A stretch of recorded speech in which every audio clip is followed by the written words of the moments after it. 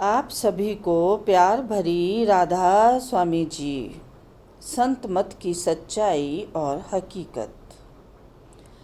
संत मत में किसी तरह के कर्मकांड या रीति रिवाज की कोई गुंजाइश नहीं है।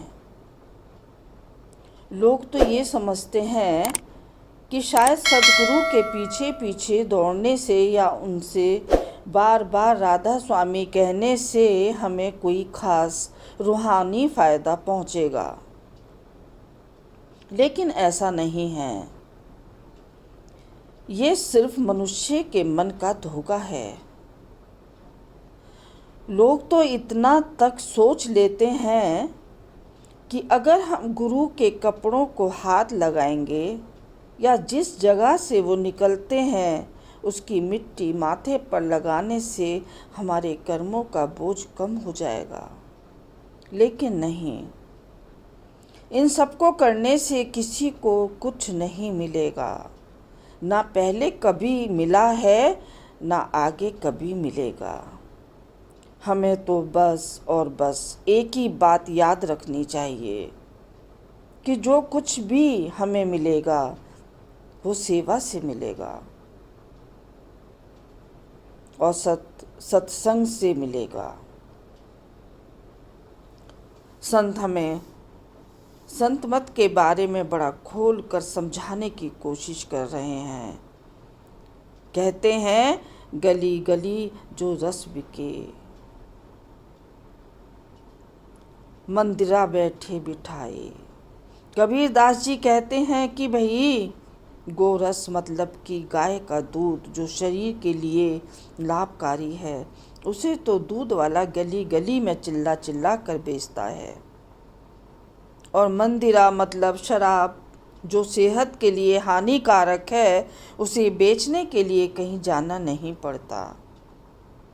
ठीक उसी तरह हमारा मन भी गंदी आदतें जल्दी सीख लेता है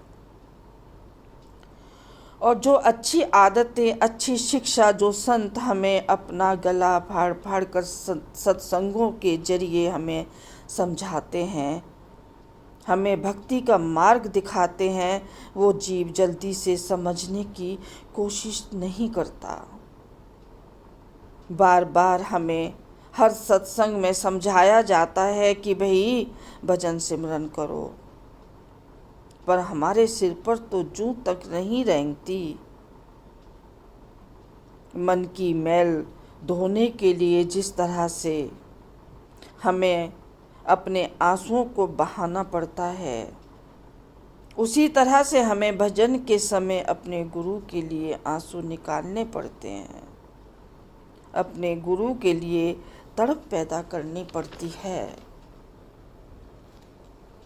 और आप जी कहते हैं कि भाई वो आँखें बहुत भाग्यशाली हैं जो अपने प्रीतम के लिए आंसू बहाती हैं और दिन रात अपने गुरु के लिए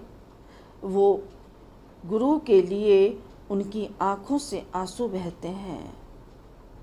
और कहते हैं उन आंसुओं के बहने के बाद ही जीव को सदा सदा के लिए आनंद और शांति मिलती है। महापुरुष कितने सुंदर ढंग से हमें समझाने की कोशिश करते हैं। कहते हैं, जिस तरह वृक्ष पर फल लगने से पहले फूल आते हैं, उसी तरह से सतगुरु के भीतर जाने से पहले हमारे दिल में तड़प पैदा होती है और फिर सतगुरु की मधुर याद में निकला एक एक आंसू हमें उसके नज़दीक लाता है। अगर आप अपने गुरु को दिल में रखते हो तो वो भी आपको अपने दिल में रखता है। संतों का कहना है कि भाई करनी और दया दोनों संग संग चलती हैं। दया के बिना करनी नहीं और करनी के बिना दया नहीं बनेगी। और कहते हैं, हे जीव, अगर तूने अपना रुख दया की तरफ किया तो तू आलसी हो जाएगा और फिर करनी नहीं बनेगी।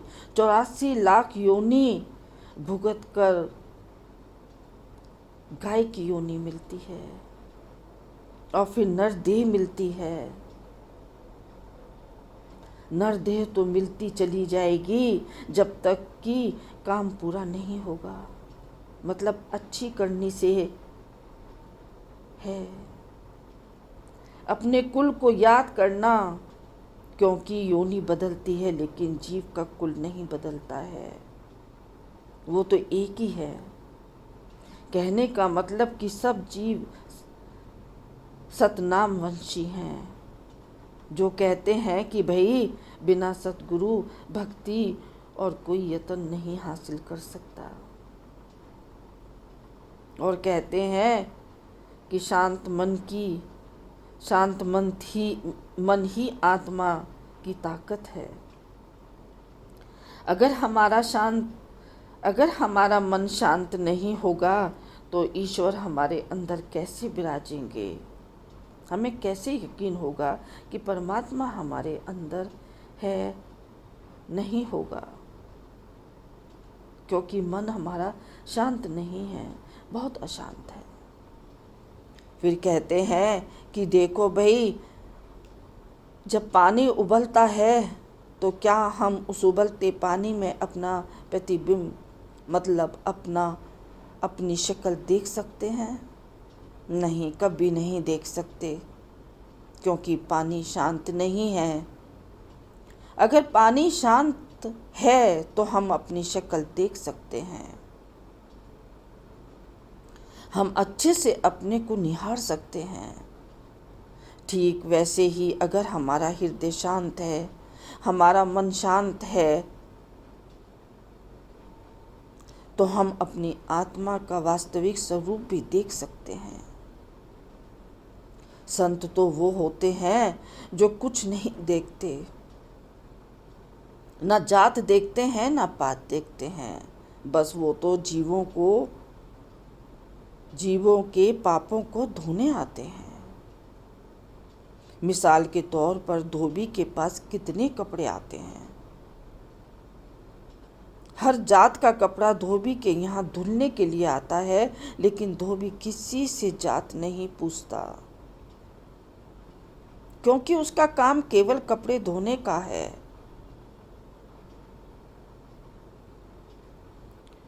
कपड़ों में से गंदा मैल निकालने का है, कपड़े साफ करने का है। बस कितना भी गंदा कपड़ा क्यों ना हो, वो उसे कभी लेने से मना नहीं करता, क्योंकि वो जानता है कि मैल कोई और चीज़ है। वो जानता है कि चाहे जितना भी कपड़ा मैला हो, मैं अपनी मेहनत से उसको सफ़ेद कर दूंगा, और मेरी मेहनत से उसकी असली चमक निकल कर आएगी। ठीक इसी तरह से संत महात्मा भी बड़े दयालु होते हैं। उनकी शरण में जो भी जीव जाएगा, वो चाहे कितना भी बड़ा पापी हो या अपराधी हो, लेकिन संत कभी उसकी जात नहीं पूछते। सच्चे मन से जो गुरु के शरण में जाएगा वो तर जाएगा, उसका जीवन सफल हो जाएगा। मैं आती रहूँगी प्यार भरे शब्दों के साथ। राधा स्वामी जी।